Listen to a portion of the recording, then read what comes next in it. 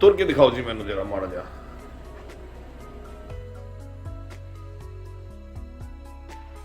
ਦੋਨੋਂ ਗੋਡਿਆਂ ਦਾ ਆਪਰੇਸ਼ਨ ਹੋਇਆ ਤੁਹਾਡੇ? ਮੈਨੂੰ ਦੇਖਣ ਦੇ ਆਓ ਦੋਨੋਂ ਗੋਡਿਆਂ ਦੇ। ਤੇ ਤੁਸੀਂ ਤਾਂ ਵਧੀਆ ਤੁਸੀਂ ਫਿਰ ਜਾਂਦੇ, ਕਿੰਨਾ ਚਿਰ ਹੋ ਗਿਆ? 4 ਮਹੀਨੇ ਹੋ ਗਏ। ਕੋਈ ਪ੍ਰੋਬਲਮ ਤੇ ਨਹੀਂ? ਨਹੀਂ ਪ੍ਰੋਬਲਮ ਦੱਸੋ, ਕਦੇ ਪੇਨ ਹੋ ਜਾਂਦੀ ਗੋਲੀ ਖਾ ਲਈ। ਉਹ ਮਾੜੀ ਮੋਟੀ ਦਰਦ ਤੇ ਮੈਨੂੰ ਵੀ ਹੁੰਦੀ ਹੈ, ਸਭ ਨੂੰ ਹੁੰਦੀ ਹੈ ਮਾੜੀ ਮੋਟੀ ਕਦੀ ਕਦੀ। ਉਹ ਤੁਰੇ ਤੁਰੇ ਕੇ ਜਾ ਰਹੇ ਨੇ ਬਾਹਰ ਹੈ ਤੇ ਤੁਸੀਂ ਮੈਨੂੰ ਵੀ ਲੈ ਜਾਓ।